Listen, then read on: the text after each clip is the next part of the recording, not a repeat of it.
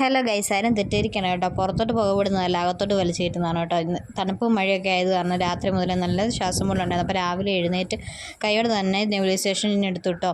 പിന്നെ പുറത്ത് നല്ല മഴയാണേ.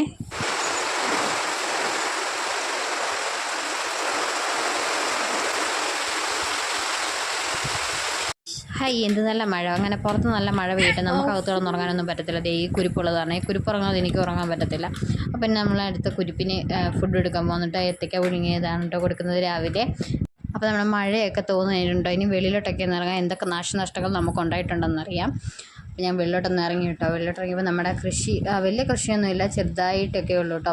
ഈ കാന്താരി മുളകൊക്കെ ഉണ്ടായിരുന്നു കേട്ടോ. അതിനൊന്നും പ്രത്യേകിച്ചൊന്നും സംഭവിച്ചിട്ടില്ല. പിന്നെ വഴുതനങ്ങ ഉണ്ട്, പിന്നെ കൂടുതലും കാന്താരി മുളകാണ് കേട്ടോ കൂടുതൽ. പിന്നെ ചീരയുണ്ട്. പിന്നെ അമ്മ നല്ല കാത്തു സൂക്ഷിച്ചുകൊണ്ട് വന്നിരുന്ന 3-4-5 ഓമയായിരുന്നു കേട്ടോ. ഒരെണ്ണം ഒടിഞ്ഞു വീണ്ടത് ഓമയ്ക്കൊക്കെ കിടക്കുന്നു. അമ്മ നോക്കിയാൽ നല്ല വിഷമമായിരുന്നു, കാരണം അമ്മ പഴിപ്പിക്കാൻ വെച്ചതായിരുന്നു.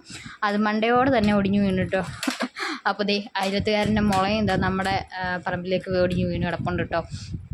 അങ്ങനെ നമ്മുടെ ഇവിടെ കാന്താരിയും എല്ലാം ഒടിഞ്ഞ് താഴെ ചരിഞ്ഞ് കിടക്കുകയാണ് കേട്ടോ. ഒടിഞ്ഞോ ഇല്ലയോ എന്നൊക്കെ ആ മുള വെട്ടിമാറ്റിയാലേ നമുക്കറിയാൻ പറ്റുള്ളൂ. പിന്നെ വഴുതനങ്ങയൊക്കെ ഉണ്ടായി വരുന്നുണ്ടായിരുന്നു, അതിനും പ്രത്യേകിച്ചൊന്നും പറ്റിയില്ല. പക്ഷെ നമ്മുടെ ഈ കാന്താരി മൂലോടെ പോയിട്ടുണ്ടെന്ന് തോന്നുന്നു. നിറയെ ഉണ്ടായിരുന്നു കേട്ടോ ഇതിൽ. പിന്നെ നമ്മുടെ കണ്ടത്തിലെല്ലാം നല്ല വെള്ളം നിറഞ്ഞു വരുന്നുണ്ട് കേട്ടോ. ഇനി ഇങ്ങോട്ടൊന്നും വരാൻ പോലും പറ്റത്തില്ല.